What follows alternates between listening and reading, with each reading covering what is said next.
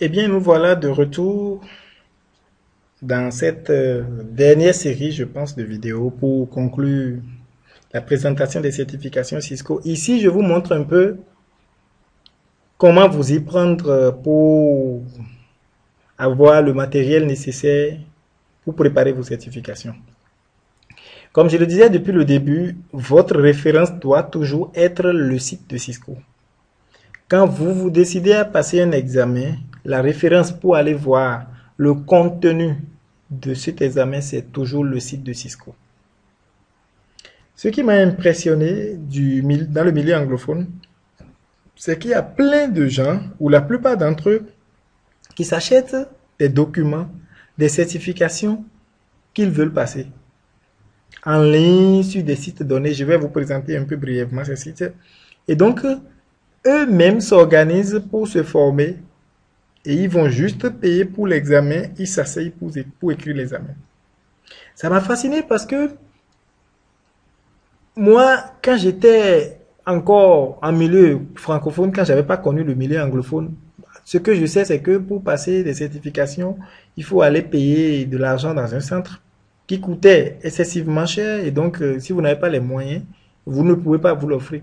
Et d'ailleurs, j'en avais brièvement parlé dans mon précédent article où je disais que les certifications, c'est l'affaire des riches. C'est ce que nous, on se disait. Parce que quand tu n'as pas les moyens, tu ne te payes pas 1 million de francs CFA pour aller passer une certification. Mais franchement, quand j'ai découvert le monde anglophone, j'ai vu que la plupart de ceux qui sont certifiés, c'est des gens qui achètent les bouquins et qui travaillent par eux-mêmes, qui vont passer l'examen et qui réussissent. Et c'est des raisons pour lesquelles il y en a plus en grand nombre du côté anglophone que du côté francophone. Mais bon, comme je vous le disais aussi, les examens, la plupart des examens à partir d'un certain niveau ne sont disponibles qu'en anglais. Et donc, forcément, ça fait des limitations pour nous autres francophones natifs. Mais bon, quand on a la volonté, on s'y met, on s'accroche. Je puis vous assurer que ça finit toujours par donner quelque chose. Un site très important, ici, c'est Cisco Press.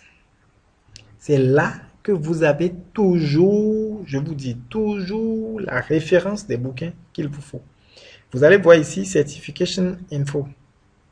Ici, quand vous voulez passer une certification, vous venez consulter ici sur Cisco Press l'examen et vous avez déjà le numéro à jour de l'examen.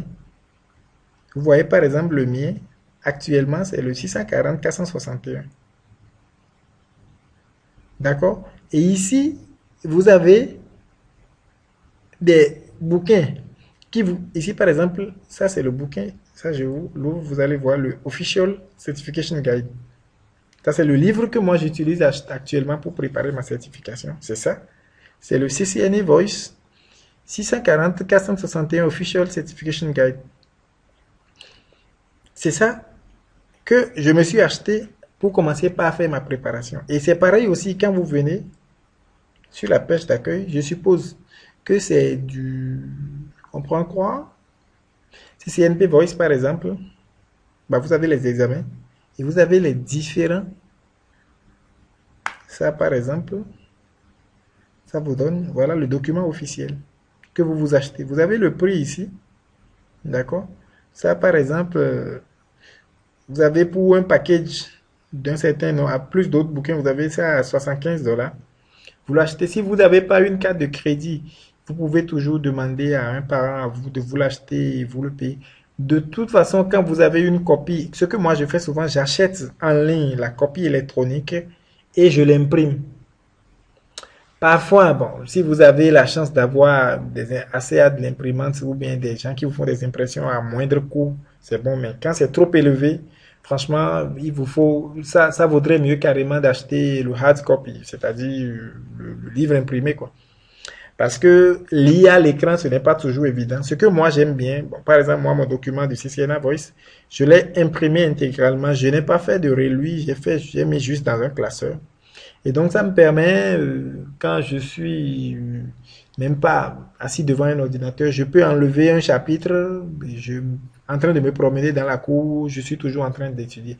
Or, quand c'est un gros bouquin, c'est pas évident que vous l'ayez en main. Donc, à vous de voir ce qui vous convient le plus. Mais Cisco Press, ce site, c'est votre site, c'est la référence pour voir l'examen que vous voulez passer et quelle est la version actuelle de l'examen et quel manuel il vous faut pour passer l'examen.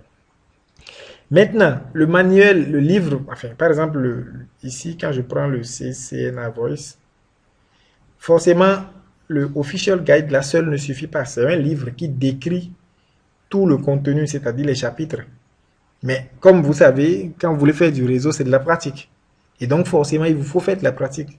Pour faire de la pratique, il vous faut des équipements.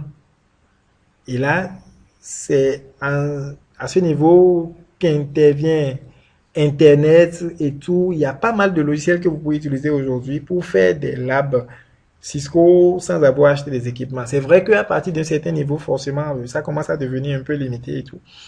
Mais déjà pour le CCNA, par exemple, il y a le simulateur Packet Tracer que vous pouvez utiliser. On va faire beaucoup de tutoriels sur Packet Tracer.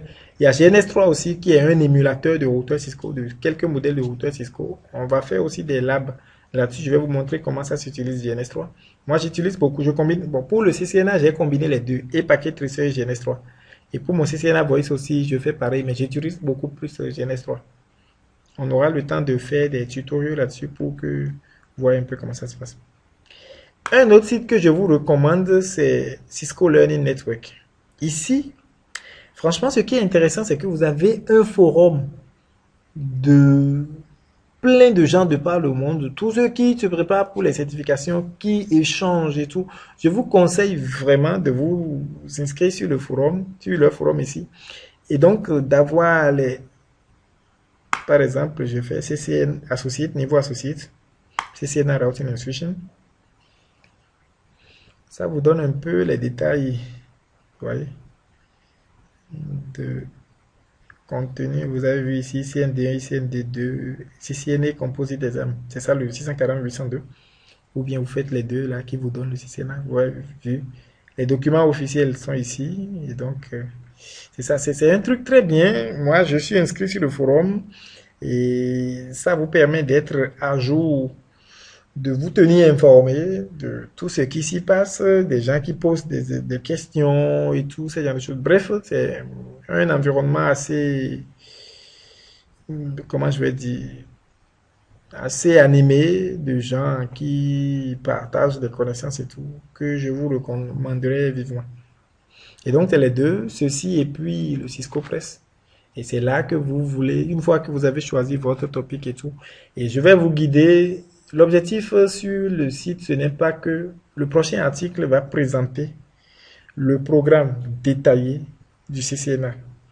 Je vais vous présenter en fait un programme détaillé de l'ICND1, de l'ICND2 et du 640-802, qui est le CCNA en examen composite.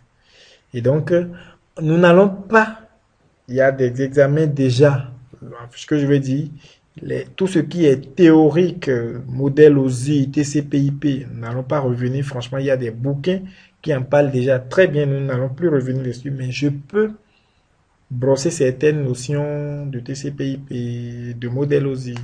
On va plus se focaliser sur l'aspect pratique des choses, vous montrer comment ça se passe, comment cela se passe et tout. Et s'il le faut parfois, bon, c'est sûr qu'on ne peut pas le faire sans toutefois parler de notions techniques, notions théoriques, pardon. Et donc, de temps en temps, on aura à revenir dessus. Voilà pour cette série qui est destinée à vous présenter brièvement ce que c'est que les certifications Cisco. Donc, je pense que vous êtes assez... Si vous avez besoin de voir plus d'informations, c'est View All Certifications. Et vous pouvez vous amuser à voir ce qui vous intéresse, choisir votre domaine de prédilection, là où vous voulez faire carrière et tout. Et en fonction de ça, vous lancez. Ici aussi, le Cisco Learning Network, qui vous permet aussi d'avoir une communauté très active de gens qui échangent sur les différents sujet concernant les certifications. Voilà, je ne pense pas avoir tout dit, mais bon, j'ai brossé brièvement. Si vous avez des questions, vous pouvez toujours les poser sur le blog. Je me ferai un plaisir de vous répondre. Merci pour l'attention et à très bientôt.